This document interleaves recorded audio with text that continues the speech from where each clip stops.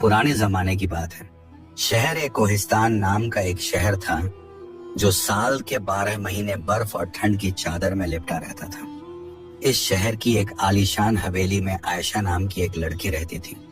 आयशा, जिसका रंग दूध जैसा सफेद और सीरत सुबह की ओस जैसी पाकीज़ा थी, मगर उसकी किस्मत उसके नाम के बिल्कुल उलट थी। उसके वालिद, जो एक बड़े सौदागर थे, उनका इंतकाल हो चुका था। हवेली की मालकिन अब आयशा की सौतेली माँ बेगम सलमा थी। बेगम सलमा एक बेहद खूबसूरत मगर इंतहा दर्जे की मगरूर औरत थी। उसे अपने हुस्न पर इतना घमंड था कि वह दिन भर आईने के सामने बैठी रहती और अपनी तारीफ सुनती रहती। उसे दुनिया की हर खूबसूरत चीज से नफरत थी, खासकर आयशा से। आयशा का कुदरती हुस्न बिना किसी बनावट के भी बेगम सलमा के सजे धजे चेहरे को फीका कर देता था। यही जलन बेगम सलमा के दिल में कांटे की तरह चुभती थी। बेगम सलमा ने आयशा को हवेली की मालकिन से नौकरानी बना दिया था। आयशा को अच्छे कपड़े पहनने की इजाजत नहीं थी। उसे पुराने फटे पुराने चिथड़े दिए जाते। उसे सोने के लिए नरम बिस्तर नहीं बल्कि बावर्ची खाने की ठंडी जमीन दी जाती थी। उसका काम था दिन रात लकड़ियां काटना, आग जलाना और पूरे घर को गर्म रखना। अक्सर जब आयशा ठंड से ठिठुरती तो वह बुझी हुई भट्टी के पास राख के ढेर में घुसकर सो जाती थी ताकि थोड़ी गर्माहट मिल सके।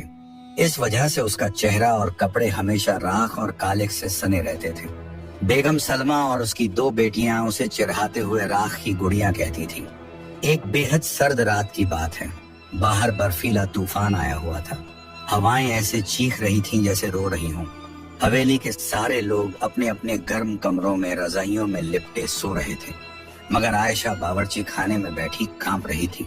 लकड़ियां खत्म हो चुकी थी, आग बुझने वाली थी। सिर्फ राख का एक ढेर बचा था जो अब ठंडा पड़ रहा था। आयशा जानती थी कि अगर आग बुझ गई तो सुबह तक वह ठंड से अकड़कर मर जाएगी। वह राख कुरेदने लगी, शायद कोई चिंगारी बची हो। अचानक राख के ढेर के बीचों बीच उसे एक लाल सुर्ख चमक दिखाई दी। उसने गौर से देखा, वह एक अंगारा था, लेकिन यह आम लकड़ी का कोयला नहीं था। यह अंगारा हीरे की तरह तराशा हुआ था और इसमें से एक अजीब सी जिंदा धड़कन महसूस हो रही थी। वह अंगारा धीरे धीरे बुझ रहा था, उसका लाल रंग काला पड़ता जा रहा था। आयशा को लगा कि वह अंगारा तड़प रहा है। उसे एक मध्यम सी आवाज सुनाई दी, हवा की सरसराहट जैसी। ठंड, बहुत ठंड है, मुझे बचा लो। आयशा का दिल पसीज गया। उसे लगा कि यह अंगारा भी उसी की तरह अकेला और बेसहारा है जो इस बर्फीली दुनिया में अपनी गर्मी खो रहा है। आयशा ने अपनी फटी हुई शॉल, जो उसकी वालिदा की आखिरी निशानी थी, उतारी। उसने वह अंगारा अपने हाथों में उठाया। अजीब बात थी कि अंगारा उसे जला नहीं रहा था, बस एक मीठी सी गर्मी दे रहा था और उसे अपनी शॉल में लपेट लिया। उसने उस अंगारे को अपने सीने से लगा लिया ताकि उसके जिस्म की बची खुची गर्मी उस अंगारे को मिल सके। मत डरो, आयशा ने कंपाते हुए कहा। जब तक मेरी सांसों में गर्मी है, मैं तुम्हें बुझने नहीं दूंगी। आयशा ने अपनी जान दांव पर लगा दी। वह खुद ठंड से नीली पड़ रही थी, मगर उसने उस अंगारे को अपनी शॉल की पनाह दे रखी थी। धीरे धीरे आयशा की आंखें बंद होने लगी। मौत की नींद उसे सुलाने आ रही थी। तभी शॉल के अंदर एक हलचल हुई। वह अंगारा, जिसे आयशा की इंसानी गर्मी और हमदर्दी मिल गई थी, अचानक भड़क उठा। कमरे में एक तेज सुनहरी रोशनी हुई। उस रोशनी ने ठंड को चीर दिया। आयशा हड़बड़ा कर उठी। उसने देखा कि उसकी गोद में अब कोई कोयला नहीं बल्कि एक छोटा सा बेहद खूबसूरत लड़का बैठा था। उसकी उम्र शायद 6-7 बरस की लग रही थी। उसके बाल आग की लपटों जैसे सुनहरे थे और आंखों में सूरज जैसी चमक थी। लेकिन देखते ही देखते वह लड़का बड़ा होने लगा। धुएं का एक गुबार उठा और पलक झपकते ही वहां एक गबरू नौजवान खड़ा था। उसका लिबास सुर्ख मखमल का था, जिस पर सोने के तारों से आग बनी हुई थी। उसके वजूद से इतनी शिद्दत की गर्मी निकल रही थी कि बावर्ची खाने की जमी हुई बर्फ पिघल कर पानी भी बन गई। वह जिन्नज़ादा आतिश था, आग की दुनिया का शहजादा। आयशा डर के मारे दीवार से चिपक गई। तुम कौन हो? आतिश ने अपने घुटने टेक दिए और आयशा की तरफ देखा। उसकी नजरों में अब जलन नहीं बल्कि एहसानमंदी थी। ए आदमजाद लड़की, मैं आतिश हूँ। एक दुश्मनी की वजह से मुझे कोहिस्तान की बर्फ में कैद कर दिया गया था। मेरी आग बुझने वाली थी। अगर आज तुम अपनी शॉल और अपने दिल की गर्मी मुझे ना देती तो मैं हमेशा के लिए पत्थर बन जाता। आतिश ने आयशा का हाथ थामा। आयशा के ठंडे और खुरदरे हाथ फौरन गर्म और नरम हो गए। तुमने राख में सोकर एक अंगारे की हिफाजत की है, आज से यह आग तुम्हारी गुलाम है। जो आग दूसरों को जलाती है वो तुम्हें निखारेगी। आतिश ने जमीन पर पड़ी राख की मुट्ठी भरी और आयशा के ऊपर उड़ा दी। आयशा को लगा कि अब उसका चेहरा और कपड़े गंदे हो जाएंगे, लेकिन जादू शुरू हो चुका था। जैसे ही वह काली राख आयशा के कपड़ों पर गिरी, वह सोने के जर्रों में बदल गई। आयशा के फटे पुराने चिथड़े एक बेहद कीमती सुनहरे लिबास में बदल गए, ऐसा लिबास जो शायद शहजादियों को भी नसीब न हो। उसके चेहरे पर लगी कालिख और मेल साफ हो गई और उसकी जिल्द ऐसे चमकने लगी जैसे उसके अंदर कोई दिया जल रहा हो। आतिश ने मुस्कुराते हुए कहा, यह मेरा तोहफा है आयशा। जब तक तुम चाहोगी यह हुस्न और यह लिबास तुम्हारे साथ रहेगा, लेकिन होशियार रहना, दुनिया वालों की नजर सोने पर बहुत जल्दी पड़ती है। और फिर आतिश चिमनी के रास्ते धुएं का रूप लेकर गायब हो गया। आयशा अकेली खड़ी थी, लेकिन अब वह राख की गुड़िया नहीं बल्कि नूर की परी लग रही थी। उसे नहीं पता था कि सुबह होते ही उसका यह नया रूप उसकी सौतेली माँ बेगम सलमा के लिए कितना बड़ा अजाब बनने वाला है। और यही हुस्न एक खौफनाक साजिश की वजह बनेगा। कोहिस्तान की वह बर्फीली सुबह किसी कयामत से कम नहीं थी। हवेली के बड़े कमरे में बेगम सलमा अपने मखमली बिस्तर पर लेटी थी। खिड़की से छन कर आती हुई ठंडी हवा ने उनकी नींद तोड़ दी। अपनी आदत के मुताबिक आंख खुलते ही उन्होंने अपनी सौतेली बेटी को पुकारा, आयशा, कहाँ मर गई कमबख्त? मेरी चाय लेकर आ और भट्टी में और लकड़ियां डाल, मुझे ठंड लग रही है।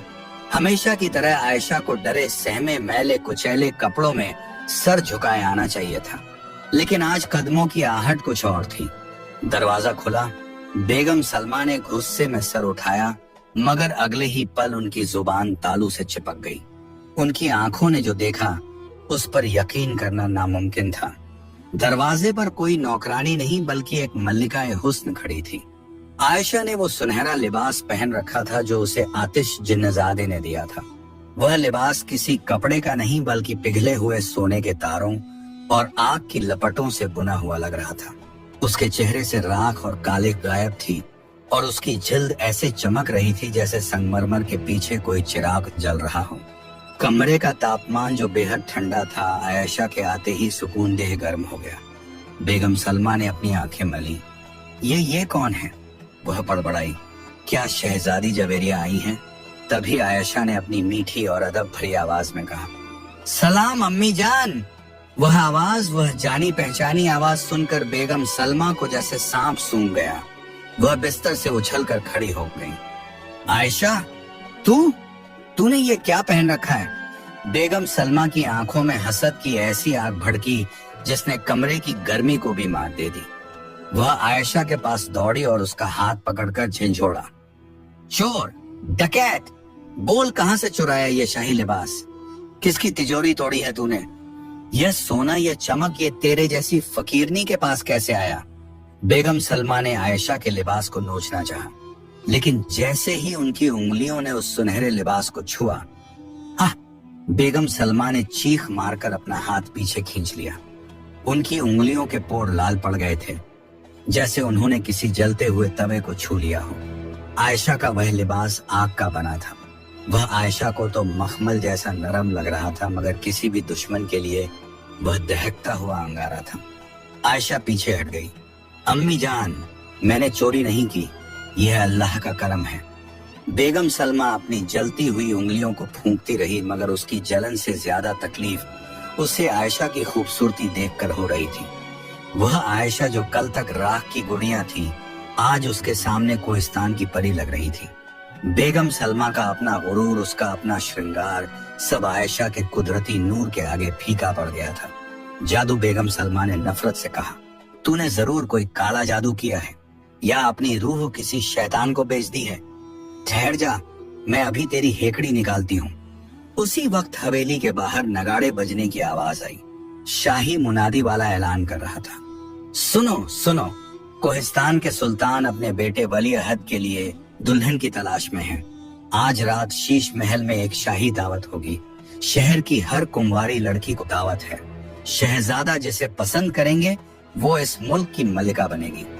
यह सुनते ही बेगम सलमा की आंखों में एक शैतानी चमक आ गई। वह जानती थी कि अगर आयशा इस रूप में महल गई तो शहजादा उसे देखते ही दिल दे बैठेगा, और उसकी अपनी बेटियां जो बदसूरत तो नहीं थीं मगर आयशा के आगे कुछ भी नहीं थीं, उनका कोई मौका नहीं बचेगा। बेगम सलमा ने एक खौफनाक फैसला कर लिया। उसने अपनी आवाज में बनावटी नरमी लाते हुए कहा, आयशा, तू ठीक कहती है। शायद अल्लाह ने तुझ पर रहम किया है।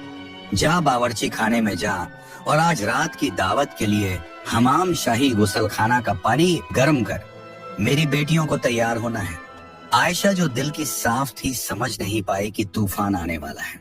वह चुपचाप वापस चली गई। जैसे ही आयशा गई, बेगम सलमा ने अपनी दोनों बेटियों को बुलाया।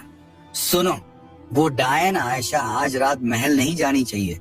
अगर शहजादे ने उसे देख लिया तो हम बर्बाद हो जाएंगे। उसने एक जहरीली साजिश रची। हवेली के तहखाने में एक बहुत बड़ी पुरानी भट्टी थी जिसका इस्तेमाल बरसों पहले पूरे घर को गर्म करने के लिए होता था। वह बहुत जर्जर हालत में थी और उसमें से इतना काला धुआं निकलता था कि इंसान का दम घुट जाए। शाम होते ही जब सब तैयार हो रहे थे, बेगम सलमा आयशा के पास गई। आयशा, मेरी अंगूठी उस पुरानी भट्टी के अंदर गिर गई है। मेरा हाथ वहां तक नहीं पहुंच रहा। तू तो पतली दुबली है, जरा अंदर घुसकर निकाल दे। आयशा को शक हुआ लेकिन उसने हुक्म माना। वह उस बड़ी सी भट्टी के मुंह के पास गई और अंदर झांका। अंदर गहरा अंधेरा और कालिख थी। आयशा जैसे ही आधा शरीर अंदर करके झुकी, धड़ाम, पीछे से बेगम सलमा ने पूरी ताकत से उसे धक्का दे दिया। आयशा सीधी भट्टी के अंदर जा गिरी। इससे पहले कि वह संभल पाती, बेगम सलमा ने बाहर से लोहे का भारी दरवाजा बंद कर दिया और ऊपर से कुंडी लगा दी। अब सड़ी यहीं पर, बेगम सलमा ने बाहर से चीख कर कहा। तेरा यह जादुई लिबास तुझे आग से तो बचा सकता है मगर धुएं से नहीं। जब तक हम दावत से लौटेंगे तेरा यह हसीन चेहरा कोयला बन चुका होगा और तेरा दम घुट चुका होगा। बेगम सलमा ने अपने नौकरों को हुक्म दिया, इस भट्टी में गीली लकड़ियां और कोयला भर दो और नीचे से आग लगा दो। इतना धुआं होना चाहिए कि अंदर की चीज काली पड़ जाए। नौकरों ने हुक्म माना। भट्टी के नीचे आग जलाई गई। गीली लकड़ियों ने भयानक काला और जहरीला धुआं छोड़ना शुरू किया। धुआं भट्टी के अंदर भरने लगा। बेगम सलमा ने एक शैतानी हंसी हंसी।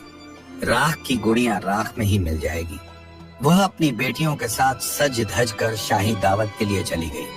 उसे यकीन था कि जब वह वापस आएगी तो आयशा की लाश मिलेगी, या कम से कम उसका चेहरा इतना बदसूरत हो जाएगा कि कोई उसकी तरफ देखेगा भी नहीं। लेकिन बेगम सलमा भूल गई थी कि उसने किसे कैद किया है। भट्टी के अंदर आयशा को पहले तो खांसी आई, उसका दम घुटने लगा। अंधेरा और धुआं उसे निगल रहा था। उसने रोते हुए पुकारा, आतिश, मदद करो। उसी पल आयशा के सुनहरे लिबास ने चमकना शुरू किया, लेकिन इस बार सिर्फ चमक नहीं थी। भट्टी के नीचे जो आग जलाई गई थी वह अचानक दीवारें चीरकर अंदर आयशा के पास आ गई। मगर वह आग आयशा को जलाने के लिए नहीं बल्कि उसे सलामी देने आई थी। आग की लपटों ने एक घेरा बना लिया और उस जहरीले धुएं को जलाकर खत्म कर दिया। और फिर उस आग के बीचों बीच जिन्नज़ादा आतिश जाहिर हुआ। उसकी आंखें गुस्से से लाल थीं। उन्होंने तुम्हें जलाने की कोशिश की आयशा, आतिश की आवाज गूंजी। वह भूल गई कि तुम अब आग की बेटी हो और सोना आग में जलता नहीं बल्कि और निखरता है। आतिश ने आयशा के माथे पर हाथ रखा। आज रात तुम महल जाओगी मगर पैदल नहीं, आग की सवारी पर।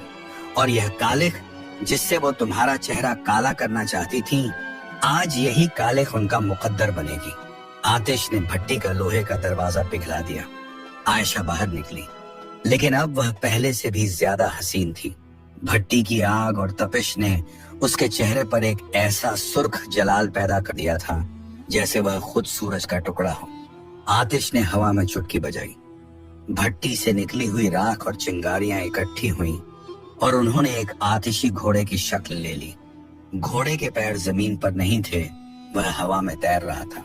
जाओ आयशा, आतिश ने कहा, जाकर दुनिया को दिखा दो कि असली नूर को कोई दीवार, कोई भट्टी नहीं छिपा सकती। शहर कोहिस्तान का शीश महल हजारों मोमबत्तियों की रोशनी से जगमगा रहा था। महल के अंदर शहर की तमाम खूबसूरत लड़कियां अपने बेहतरीन लिबासों में सजी धजी खड़ी थी। हर कोई शहजादे की एक नजर पाने के लिए बेताब थी। एक ऊंचे मसनद पर बेगम सलमा अपनी दोनों बेटियों के साथ बैठी थी। उसकी बेटियां हीरो जवाहरात से लदी थीं, लेकिन उनके चेहरों पर वो नूर नहीं था जो सादगी में होता है। बेगम सलमा के चेहरे पर एक शैतानी मुस्कान थी। उसे यकीन था कि हवेली की भट्टी में अब तक आयशा का दम घुट चुका होगा और उसका चेहरा कोयला बन गया होगा। शहजादा वहाज अपने तख्त पर उदास बैठा था। उसे इतने सारे चेहरे दिख रहे थे, मगर किसी में वो सच्चाई और गर्मी नहीं दिख रही थी जिसकी उसे तलाश थी। कोहिस्तान की ठंडक ने लोगों के दिलों को भी जमा दिया था। तभी महल के विशाल मुख्य दरवाजे पर एक तेज हवा का झोंका टकराया। दरबान ने दरवाजा खोला और जैसे ही दरवाजा खुला, पूरा हॉल खामोश हो गया। वहां आयशा खड़ी थी। उसका सुनहरा लिबास शीश महल के हजारों आईनों में अक्स बनकर चमक रहा था। उसके चेहरे पर भट्टी की आंच से आया हुआ वो सुर्ख जलाल था जिसने उसे और भी ज्यादा तिलिस्मी बना दिया था। जब वह चल रही थी तो उसके कदमों से एक ऐसी रूहानी गर्मी निकल रही थी जिसने महल की ठंडक को एक पल में गायब कर दिया।